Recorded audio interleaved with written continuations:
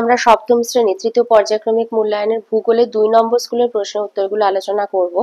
তো একদম একে আছে যে নিম্নলিখিত ইউরোপের রেখা মানচিত্রে নিম্নলিখিতগুলি উপযুক্ত প্রতীক চিহ্ন সহ চিহ্নিত করার উত্তরপত্রের সঙ্গে জুড়ে দাও।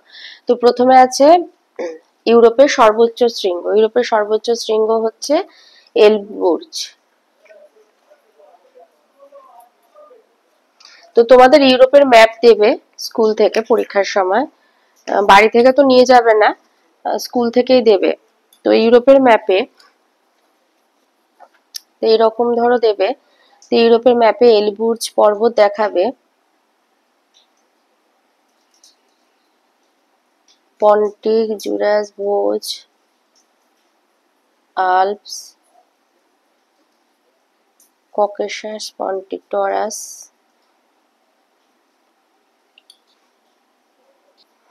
এই যে ককেশাস পর্বতমালা, এই যে এলবুর্জ, এইখানটা চিহ্নিত করবে।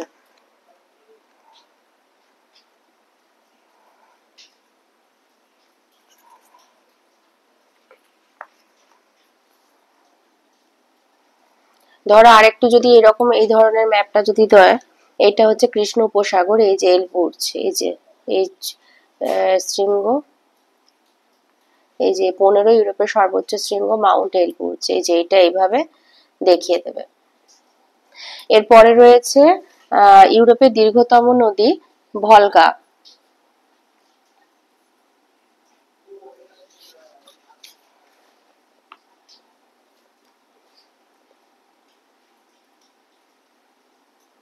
ইউরোপের নদী ভলগা,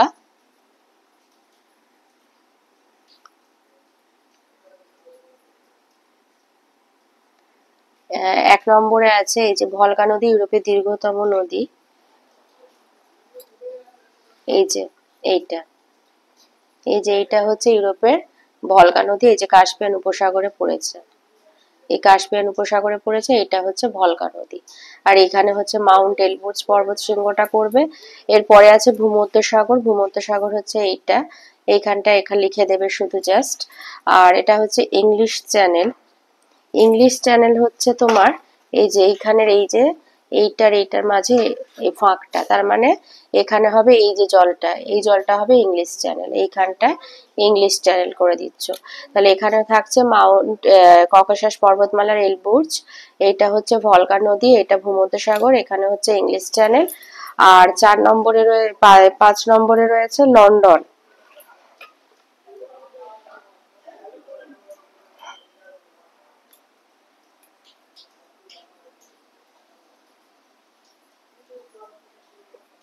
পাঁচ নম্বরে দেখাতে হবে লন্ডন, এই যে 9তে আছে লন্ডন শহর, তাহলে এখানে 9টা এই এখানটায় হচ্ছে লন্ডন শহর,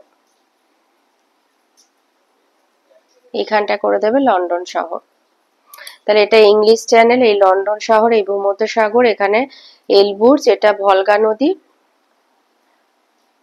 তো হয়ে গেল এগুলো। একটু ম্যাপ কিনে প্র্যাকটিস করে নিলে হবে। তো 2 এর দাগে আসি। 2 এর আয়তে দিয়েছে পৃথিবীর পরিক্রমণ গতিবেগ প্রতি সেকেন্ডে 30 কিলোমিটার। 2 পৃথিবী থেকে সূর্যের দূরত্ব সর্বাধিক হয় 4ই জুলাই। 3 পৃথিবীতে মোট অক্ষরেখার সংখ্যা। আচ্ছা, পৃথিবীতে মোট এই যে অক্ষরেখা তোমার বলেছে নিরক্ষরেখার উভয় দিকে সমান্তরাল ভাবে 1 ডিগ্রি অন্তর 89টি বৃত্তাকার অক্ষরেখা টানা যায়, তাহলে এখানে আছে 90টি করে দেবে। 4 দিয়েছে নিরক্ষরেখার সমান্তরালে পূর্ব পশ্চিমে কল্পিত রেখাগুলিকে বলে অক্ষরেখা। 5 1 ডিগ্রি দ্রাঘিমার পার্থক্য সময়ের পার্থক্য হয় 4 মিনিট। 6 ব্যারোমিটার যন্ত্রের সাহায্যে পরিমাপ করা হয় বায়ুর চাপ। 7 8848 মিটার উচ্চতায় -9 ডিগ্রি সেলসিয়াস উষ্ণতায় বায়ুর চাপ থাকে 930 মিলিবার। এটা তোমাদের বায়ুর চাপ চ্যাপ্টারে একদম চ্যাপ্টারের শেষে এটা দেয়া আছে যে হাতে কলমে। মাউন্ট এভারেস্ট, এই যে উচ্চতা 8848 মিটার, উষ্ণতা হচ্ছে -9 ডিগ্রি সেলসিয়াস, বায়ুর চাপ 930 মিলিবার। আর পুরী সমুদ্র সৈকত 0 মিটার, উষ্ণতা 20 ডিগ্রি, 1000 মিলিবার। তো তাহলে এটা 930 মিলিবার হবে। আটে দিয়েছে ইউরোপের আল্পস হলো এক প্রকার ভঙ্গিল পর্বত নয়, অনেকগুলি পর্বত বিভিন্ন দিক থেকে এসে এক স্থানে মিলিত হলে তাকে পর্বত গ্রন্থি বলে। 10 ইউরোপের দীর্ঘতম নদী ভলগা। 11 একটি অন্তর্বাহিনী নদীর নাম আমুদরিয়া। 12 পারদ দূষণের ফলে সৃষ্ট একটি রোগ মিনামাটা। 13 হলদি নদীর মোহনা, ইলিশ মাছের আনাগোনা কমে যাওয়ার কারণ হলদিয়ার পেট্রো রসায়ন শিল্প। 14 2011 সালে পরমাণু দুর্ঘটনা ঘটেছিল জাপানের ফুকুশিমায়। 15 একই শস্যের বহুবার চাষের ফলে মাটিতে জৈব পদার্থের অভাব হয়। 16 হাজার হ্রদের দেশ হচ্ছে ফিনল্যান্ডকে বলা হয়। 3 এতে শূন্যস্থান পূরণে আয়তে আছে উপবৃত্তাকার কক্ষপথের একটা ফোকাসে বা কেন্দ্রে সূর্য অবস্থান করে। 2 নিরক্ষরেখার অপর নাম বিষুবরেখা। 3 উষ্ণ নিরক্ষীয় অঞ্চলে বায়ুর চাপ কম। 4 সাতপুরা ভারতের একটি স্তূপ পর্বত। আর 5 ভূমধ্যসাগরের আলোক স্তম্ভ বলা হয় স্ট্রমলি আগ্নেয়গিরি বা লিপারি দ্বীপের স্ট্রমলি আগ্নেয়গিরিকে। বিতে রয়েছে 3 বিতে স্তম্ভ মেলানো আছে। আয়তে দিয়েছে নদীর নিম্নগতি হবে সঞ্চয়ের কাজ। 2 নদীর উচ্চগতি গিরিখাত। 3 আর্সেনিক হবে ব্ল্যাকফুট ব্যাধি। 4 যানবাহনে দূষিত ধোঁয়া অ্যাসিড বৃষ্টি। 5 লন্ডন অববাহিকা টেমস নদী। আচ্ছা, সিতে আসি। 3 সিতে দিয়েছে এক কথায় উত্তর, এগুলো 1 নম্বরে বলেছে পৃথিবীর অক্ষ বলতে কি বোঝায়। এটা বই থেকে দিচ্ছি, বইয়ের 3 পাতায় রয়েছে। যে কল্পিত রেখা চারিদিকে পৃথিবী আবর্তন করে তাকেই বলা হয় পৃথিবীর অক্ষ। তাহলে যে কল্পিত রেখা চারিদিকে পৃথিবী আবর্তন করে তাকেই পৃথিবীর অক্ষ বলা হয়। 2 বলেছে পৃথিবীর উত্তর থেকে দক্ষিণে কল্পিত অর্ধবৃত্তাকার রেখাগুলোকে কি বলে? দ্রাঘিমা রেখা। 3 বায়ুচাপকে কোন এককে প্রকাশ করা হয়? মিলিবার এককে। 4 মরুভূমির বালুকারাশি সঞ্চিত হয়ে সৃষ্ট সমভূমিকে বলে লোয়েস্ট সমভূমি। 4 আসি। 4 আয়তে, এগুলো 2 নম্বরের করে। 4 আয়তে বলেছে রবিবার কাকে বলে। আচ্ছা, আমাকে অনেকেই বলেছে যে বই থেকে লিখলে নাকি পরীক্ষায় নাম্বার দেয় না, তাই জন্য আমি সব সহায়িকা থেকে দিচ্ছি। লিখবে যে পৃথিবী তার কক্ষপথে 66.5 ডিগ্রি কোণে হেলে সূর্যকে প্রদক্ষিণ করায়। সূর্যরশ্মি 21 মার্চ নিরক্ষরেখার ওপর, 21 জুন কর্কটক্রান্তি রেখার ওপর এবং 23 সেপ্টেম্বর আবার নিরক্ষরেখার ওপর এবং 22 ডিসেম্বর মকরক্রান্তি রেখার ওপর লম্বভাবে কিরণ দেয়। অর্থাৎ দেখা যাচ্ছে 22 ডিসেম্বর থেকে 21 জুন সূর্যের একটা উত্তরমুখী আপাতগতি আর 21 জুন থেকে 22 ডিসেম্বর একটা দক্ষিণমুখী আপাতগতি দেখা যায়, যা যথাক্রমে সূর্যের উত্তরায়ণ ও দক্ষিণায়ন নামে পরিচিত। এই আপাত গতিপথকে রবিমার্গ বলা হয়। 2 বলেছে ভারতীয় প্রমাণ সময় কাকে বলে। এই যে ভারতের প্রমাণ সময়, একটি দেশে অসংখ্য দ্রাঘিমা রেখা থাকে, ফলে সেই দেশে 1 ডিগ্রিতে 4 মিনিট সময়ের পার্থক্য অনুসারে একাধিক স্থানীয় সময় পরিলক্ষিত হয়, ফলে দেশের কাজকর্ম চালাতে খুবই অসুবিধা হয়। এই অসুবিধা দূর করার জন্য দেশের মধ্যবর্তী একটি নির্দিষ্ট দ্রাঘিমা রেখা স্থানীয় সময় অনুসারে ওই দেশের সব কাজ চালানো হয় এবং ওই দ্রাঘিমা স্থানীয় সময়কে সেই দেশের প্রমাণ সময় ধরা হয়। ভারতের ক্ষেত্রে 82 ডিগ্রি 30 মিনিট পূর্ব দ্রাঘিমা রেখাটি প্রায় দেশের মাঝখান দিয়ে গেছে, তাই ওই দ্রাঘিমা রেখা স্থানীয় সময়কে ভারতের প্রমাণ সময় ধরা হয়। 3 বলেছে বায়ুর উচ্চচাপযুক্ত অঞ্চলে শান্ত আবহাওয়া থাকে কেন।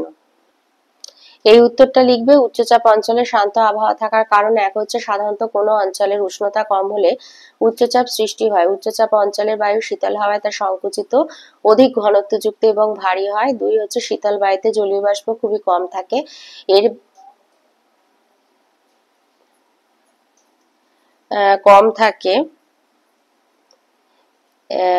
জলীয় বাষ্প খুব কম থাকে এবং ভারী হওয়ায় সহজেই ভূপৃষ্ঠের দিকে নেমে আসতে থাকে। এই বায়ু নিম্নমুখী হওয়ায় ক্রমশ উষ্ণ হতে থাকে, ফলে বায়ু মধ্যস্থিত জলীয় বাষ্প ঘনীভূত হতে পারে না, তাই মেঘ বৃষ্টি কিছু হয় না। তাছাড়া উচ্চচাপ অঞ্চল ও পার্শ্ববর্তী নিম্নচাপ অঞ্চলের মধ্যে চাপের পার্থক্য কম হওয়ায় বায়ু প্রবাহের গতিবেগ কম হয়। এই কারণে উচ্চচাপ অঞ্চলে আবহাওয়া পরিষ্কার ও শান্ত থাকে। 4 বলেছে মালভূমি কাকে বলে। শুধু কাকে বলে সংজ্ঞাটা এই পর্যন্ত, এই উদাহরণ এই পর্যন্ত লিখবো। এখান থেকে এতটা যে সমুদ্র সমতল থেকে 300 মিটার বা তার কিছুটা ঊর্ধ্বে অবস্থিত খাড়া ঢালযুক্ত সুবিস্তৃত তরঙ্গায়িত বা সামান্য বন্ধুর ভূভাগ মালভূমি নামে পরিচিত। প্রসঙ্গত আকৃতিগতভাবে মালভূমি অনেকটা টেবিলের ন্যায় দেখতে হয়, একে টেবিল ল্যান্ড বলে, যেমন ভারতে দাক্ষিণাত্য ছোটনাগপুর মালভূমি, তিব্বতে পামির মালভূমি প্রভৃতি। পাঁচে দিয়েছে নদী অববাহিকা কাকে বলে। নদী অববাহিকার সংজ্ঞাটা শুধু লিখবে যে প্রধান নদী, তার উপনদী এবং শাখা নদী সহ উৎস থেকে মোহনা পর্যন্ত যে অঞ্চলের মধ্যে দিয়ে প্রবাহিত হয় সেই বিস্তীর্ণ ভূমিভাগকে প্রধান নদীর অববাহিকা বলে।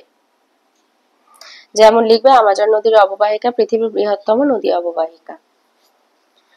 ছয়তে দিয়েছে ইউরোপের কোথায় কোথায় ভূমধ্যসাগরীয় জলবায়ু লক্ষ্য করা যায়। ভূমধ্যসাগরীয় জলবায়ুর অবস্থান হচ্ছে ইউরোপের দক্ষিণ প্রান্ত, অর্থাৎ ইউরোপের ভূমধ্যসাগরের উপকূলবর্তী দেশ যেমন Italy, Spain, Portugal, France, Greece, Yugoslavia উপকূলভূমিতে, এই সমস্ত দেশগুলোর উপকূলভূমিতে এই জলবায়ু দেখা যায়। পাঁচের রাইতে বলেছে অক্ষরেখা এবং দ্রাঘিমা রেখার পার্থক্য লেখো। অক্ষরেখা এবং দ্রাঘিমা রেখার পার্থক্য, এটা হচ্ছে তোমার 3 নাম্বারের উত্তর।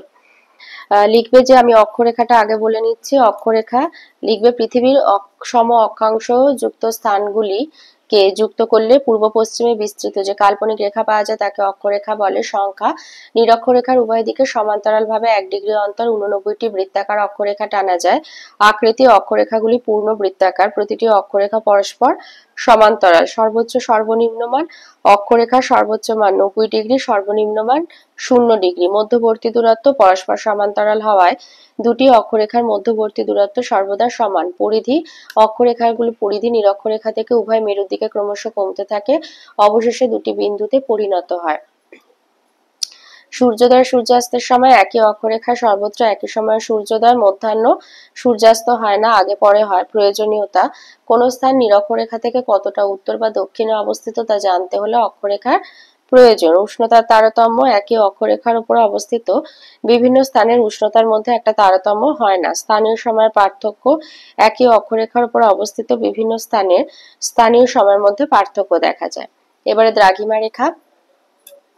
পৃথিবীর সমদ্রাঘিমাযুক্ত স্থানগুলিকে যুক্ত করলে উত্তর দক্ষিণে যে কাল্পনিক রেখা পাওয়া যায় তাকে দ্রাঘিমা রেখা বলে।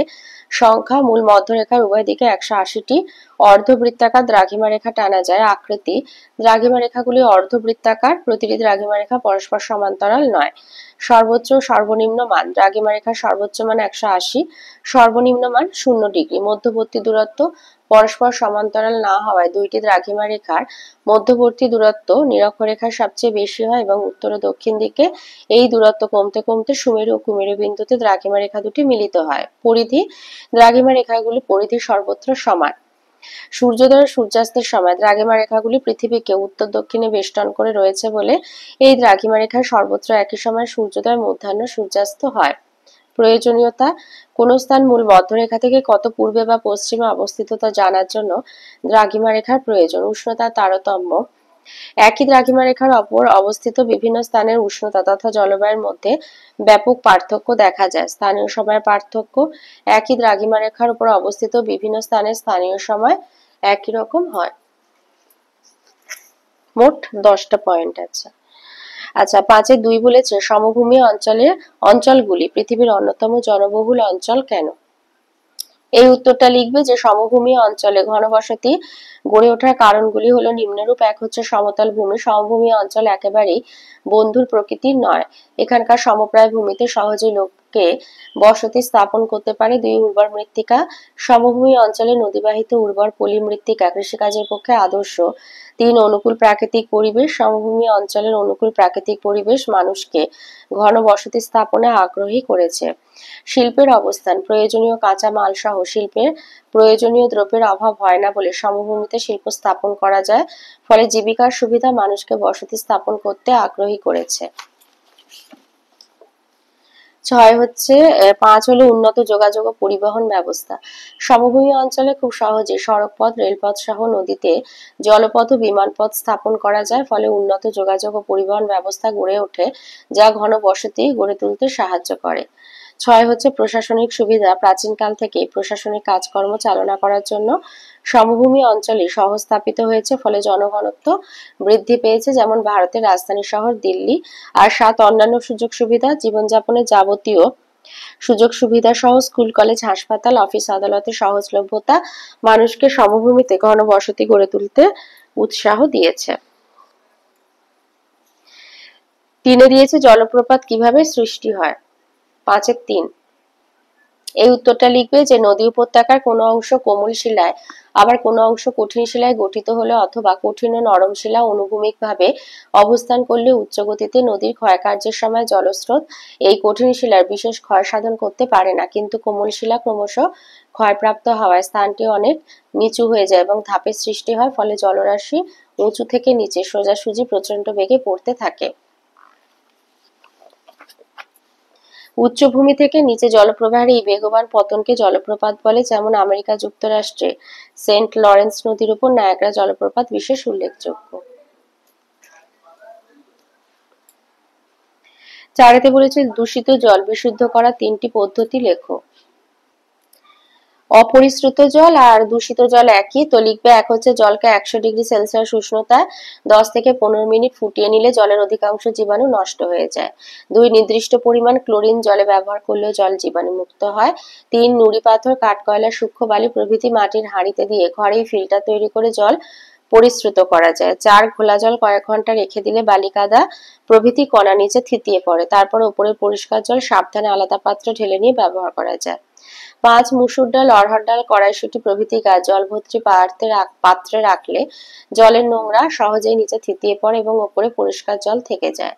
6 পাতলা প্লাস্টিকের বোতলে জল ভরে রোদে কয়েক ঘন্টা রেখে দিলেও ফোটানো জলের প্রায় সমতুল্য বিশুদ্ধ জল পাওয়া যায়। 7 অতিবেগুনি রশ্মি প্রয়োগযুক্ত পরিস্রাবক যন্ত্র বা জিওলিন জাতীয় তরল ব্যবহার করলে বিশুদ্ধ ও জীবাণুমুক্ত জল পাওয়া যায়। আর 6 পানীয় জলে ফটকিরি মেশালে ভাসমান পদার্থ, কাদামাটি, সূক্ষ্ম বালি, জীবাণু কিছু পরিমাণ দূর করা সম্ভব। তো এখানে 8খানা আছে, তো যে কোনো 3টে লিখে দেবে। 5 দিয়েছে কৃষিকাজের ফলে মাটি কিভাবে দূষিত হয়। লিখবে কৃষিকাজের দ্বারা মাটি নিম্নলিখিত ভাবে দূষিত হয়। এক হচ্ছে জমিতে অতিমাত্রায় রাসায়নিক সার ব্যবহারের ফলে মাটির সাধারণ বা জৈব গঠন পরিবর্তিত হয়ে লবণের পরিমাণ বেড়ে যায়, ফলে মাটি অনুর্বর হয়ে পড়ে। 2 ফসলে রোগ পোকামাকড়ের আক্রমণ ঠেকাতে যে বিষাক্ত কীটনাশক ব্যবহার করা হয় তা মাটি মধ্যস্থ বিভিন্ন উপকারী প্রাণী ও অণুজীবদের মেরে ফেলে, যার ফলে মাটির স্বাভাবিক উর্বরতা নষ্ট হয়ে যায়। 3 কৃষিভূমিকে চাষাবাদের জন্য কর্ষণ করে ফেলে রাখলে বৃষ্টির জলে মাটির উপরিস্তর দ্রুত ধুয়ে যায়, ফলে মাটির উপরিভাগের পুষ্টিমৌল অপসারিত হয়ে মাটিকে অনুর্বর করে তোলে। 6 দিয়েছে পোল্ডার ভূমি অঞ্চলের শিল্প ও পরিবহন ব্যবস্থার বর্ণনা দাও। তো এটা রায়মার্টিন সহায়িকায় বা ছায়া প্রকাশনীতে সেরকম একটা পেলাম না, তো বইতে যেটা আছে 3 নম্বরের জন্য ওইটা লিখে দিলে হবে। শিল্প আর পরিবহন ব্যবস্থার বর্ণনা বলেছে, এটা বইয়ের 136 পেজে রয়েছে, এই পয়েন্টটা বলবে। পোল্ডার ভূমির শিল্প আর পরিবহন ব্যবস্থা অত্যন্ত উন্নত, চক্রখালগুলিও পরিবহনের কাজে ব্যবহৃত হয়। তবে খনিজ সম্পদের বিশেষ অভাব রয়েছে। গ্রোনিয়েন অঞ্চলে প্রচুর প্রাকৃতিক গ্যাস পাওয়া যায় আর দি হেগের কাছে খনিজ তেল পাওয়া যায়। আমস্টারডাম, রটারডাম, গ্রোনিয়েন, হার্লেম, লেভেন, ইজমুইডেন, দি হেগ, ফ্লাশিং প্রভৃতি শহরগুলিতে লৌহ ইস্পাত, পেট্রোরাসায়নিক, জাহাজ নির্মাণ, ডেয়ারি, খাদ্য প্রক্রিয়াকরণ, কাগজ, চামড়া প্রসাধনী প্রভৃতি শিল্প গড়ে উঠেছে। 6 আয়তে দিয়েছে 21শে জুন উত্তর গোলার্ধে গ্রীষ্মকাল হয় কেন, চিত্রের সাহায্যে বর্ণনা করো। লেখা এইটা লিখবে আর ছবি আছে, সেই ছবিটা দেখিয়ে দিচ্ছে, ওইটা দিয়ে দেবে। লিখবে সূর্যে উত্তরায়ণের শেষ দিন অর্থাৎ 21শে জুন সূর্যরশ্মি উত্তর গোলার্ধে কর্কট ক্রান্তি রেখার ওপর লম্বভাবে কিরণ দেয়, ফলে এই দিন উত্তর গোলার্ধে দিন সব থেকে বড় এবং রাত সব থেকে ছোট হয়। দিনটিকে বলা হয় কর্কট সংক্রান্তি। এই অবস্থা হচ্ছে 21শে জুন এই দিনটিতে মধ্যাহ্ন সূর্যরশ্মি কর্কট ক্রান্তি রেখায় লম্বভাবে কিরণ দেয়। ছায়াবৃত্ত প্রতিটি সমাক্ষ রেখাকে অসমানভাবে ভাগ করে। উত্তর গোলার্ধ সূর্যের দিকে ঝুঁকে অবস্থান করে। ফলাফল কর্কট ক্রান্তির দিন উত্তর গোলার্ধে দীর্ঘতম দিন, ক্ষুদ্রতম রাত্রে, দক্ষিণ গোলার্ধে বিপরীত অবস্থার সৃষ্টি হয়। এর সাথে যে ছবিটা দেবে এই ছবিটা আঁকবে, এই ছবিটা যেভাবে আছে এটা এঁকে দেবে। 6-2 বলেছে বায়ুচাপের তারতম্যের যে কোনো 3টে কারণ উদাহরণ সহ বর্ণনা করো। বায়ুচাপের তারতম্যের কারণ এখানে টোটাল 7খানা রয়েছে। এক হচ্ছে বায়ুতে উষ্ণতার তারতম্য। বায়ু উত্তপ্ত হলে প্রসারিত ও হালকা হয়, ফলে উপরে উঠে যায়, অর্থাৎ বায়ুর উষ্ণতা বাড়লে বায়ুর চাপ কমে। অপরপক্ষে শীতল বায়ু সংকুচিত হয়ে ভারী হয়, এই জন্য বায়ুর উষ্ণতা কমলে বায়ুর চাপ বাড়ে। 2 বলেছে বায়ুতে জলীয় বাষ্পের তারতম্য। বায়ুতে জলীয় বাষ্পের পরিমাণ বায়ুচাপ নিয়ন্ত্রণ করে। জলীয় বাষ্প সাধারণ বায়ু অপেক্ষা হালকা বলে বায়ুতে জলীয় বাষ্প বেশি থাকলে বায়ুর চাপ কমে, এই কারণে বর্ষাকালে বায়ুর চাপ কম হয়। 3 হচ্ছে ভূপৃষ্ঠের উচ্চতা। বায়ুমণ্ডলের শতকরা প্রায় 90% উপাদানই যেহেতু ভূপৃষ্ঠ থেকে প্রায় 16 কিলোমিটার উচ্চতার মধ্যে অবস্থান করে, তাই ভূপৃষ্ঠ সংলগ্ন অঞ্চলে বায়ুর চাপ বেশি হয়। কিন্তু ভূপৃষ্ঠ থেকে যতই উপরে ওঠা যায় ততই বায়ুর ঘনত্ব কমে, তার চাপ কমে যায়। উদাহরণস্বরূপ প্রতি 274 মিটার উচ্চতায় 34 মিলিবার বায়ুর চাপ কমে যায়। 4 হচ্ছে পৃথিবীর আবর্তন গতি। পৃথিবীর আবর্তন গতির জন্য কোরিওলিস বলের সৃষ্টি হয়। কেন্দ্র বহির্মুখী বলের প্রভাবে বায়ু ছিটকে বাইরের দিকে চলে যেতে চায় এবং সে কারণে বায়ুর চাপের তারতম্য হয়। উদাহরণস্বরূপ নিরক্ষীয় অঞ্চলে পৃথিবীর আবর্তন বেগ বেশি বলে এখানে যেমন নিম্নচাপ পরিলক্ষিত হয়, তেমন উভয় মেরু অঞ্চলে আবর্তন বেগ কম হওয়ায় বায়ুর উচ্চচাপ পরিলক্ষিত হয়। 5 হচ্ছে বায়ুমণ্ডলের ঘনত্ব বা গভীরতা। পৃথিবী পৃষ্ঠে যে স্থানে বায়ুমণ্ডলের ঘনত্ব বা গভীরতা বেশি সেখানে বায়ুর চাপ অপেক্ষাকৃত বেশি, অপরদিকে কম ঘনত্ব বা গভীরতা যুক্ত স্থানে বায়ুর চাপ কম হয়। 6 হচ্ছে সমুদ্র ও স্থলভাগের বিন্যাস। পৃথিবী পৃষ্ঠে জলভাগ ও স্থলভাগের বিন্যাস বা বন্টনের উপর বায়ুর চাপ অনেকটা নির্ভর করে। সমুদ্রের ওপর দিয়ে যে বায়ু প্রবাহিত হয় সেই বায়ু সাধারণত আর্দ্র হালকা হয় এবং আর্দ্র বায়ুর চাপ কম থাকে। অন্যদিকে স্থলভাগের উপর দিয়ে যে বায়ু প্রবাহিত হয় তা শুষ্ক ভারী হয়, ফলে তার চাপও অধিক হয়। 7 হচ্ছে অভিকর্ষজ টান। অভিকর্ষজ টানের প্রভাবে চাপের তারতম্য ঘটে। পৃথিবীর যে স্থান কেন্দ্রে যত নিকটবর্তী সেই স্থানে অভিকর্ষজ টানের প্রভাব ততই বেশি। পৃথিবী অভিগত গোলাকাকৃতি হওয়ায় মেরু অঞ্চলের বায়ুচাপ বেশি, নিরক্ষীয় অঞ্চলে বায়ুচাপ কম। তো 3টে পয়েন্ট দিতে বলেছে, তো যে কোনো 3টে পয়েন্ট দিয়ে দেবে। 6 3 নম্বর প্রশ্ন বলেছে মানব জীবনে পর্বতের প্রভাবগুলি বর্ণনা করো। মানব জীবনের উপর পর্বতের কি প্রভাব দেখা যায়? মানব জীবনের পর্বতের প্রভাব হচ্ছে অপরিসীম। এক হলো জলবায়ুর উপর প্রভাব। সুউচ্চ পর্বতশ্রেণী কোনো অঞ্চলের জলবায়ুকে নিয়ন্ত্রণ করে থাকে। যেমন ভারতের উত্তরে হিমালয় পর্বত অবস্থান করায় গ্রীষ্মকালে জলীয় বাষ্পপূর্ণ দক্ষিণ পশ্চিম মৌসুমী বায়ুর প্রভাবে প্রচুর বৃষ্টিপাত ঘটে, আর শীতকালে সাইবেরিয়ার শুষ্ক শীতল বাতাস ভারতে প্রবেশে বাধাপ্রাপ্ত হয়। 2 নদ নদীর উৎস। বরফাবৃত পর্বতমালা নদ নদীর উৎস হিসাবে কাজ করে আর নদীতে সারা বছর জলের যোগান দেয়। 3 নম্বর লিখবে বনজ সম্পদের প্রাচুর্য। পার্বত্য অঞ্চলের স্বাভাবিক উদ্ভিদ থেকে প্রচুর কাঠ, ভেষজ, ওষুধ, ফল, মধু, মোম পাওয়া যায়, যার পশুচারণ ক্ষেত্র। পার্বত্য অঞ্চলের তৃণভূমিতে পশুচারণ করে বহু মানুষ জীবিকা নির্বাহ করেন। 5 ধাপ চাষ। পার্বত্য অঞ্চলে কৃষি অনুন্নত হলেও পর্বতের গায়ে ধাপ কেটে চা, কফি, ধান প্রভৃতি চাষ করা হয়। 8 হচ্ছে 6 হলো শিল্প। বনজ আর কৃষিজ সম্পদকে কাজে লাগিয়ে বন্ধুর ভূপ্রকৃতিতেও চা শিল্প, কাগজ শিল্প, প্লাইউড শিল্প গড়ে উঠেছে। 7 হচ্ছে পর্যটন শিল্প। পার্বত্য অঞ্চলের মনোরম জলবায়ু ও প্রাকৃতিক সৌন্দর্য পর্যটন কেন্দ্র স্থাপনে সহায়তা করে থাকে। যেমন ভারতে দার্জিলিং, মানালি, সিমলা এরকমই উল্লেখযোগ্য কয়েকটি পর্যটন কেন্দ্র। 8 জলবিদ্যুতের যোগান। পার্বত্য অঞ্চলে নদীগুলি খরস্রোতা হওয়ায় জলবিদ্যুৎ উৎপাদন করা যায়। 9 বহিঃশত্রুর আক্রমণ রোধ। দুর্গম পর্বতমালা প্রাচীরের মতো অবস্থান করে দেশকে বহিঃশত্রুর আক্রমণ থেকে রক্ষা করে। হিমালয় পর্বতটি বহু প্রাচীন কাল থেকে প্রহরীর মতো বহিঃশত্রুর আক্রমণ থেকে ভারতকে রক্ষা করছে। 6 4 নম্বর যে প্রশ্নটা দিয়েছে বলেছে নদীর মধ্য আর নিম্ন গতিতে সৃষ্ট যে কোনো 3টি ভূমিরূপের সচিত্র বর্ণনা দাও।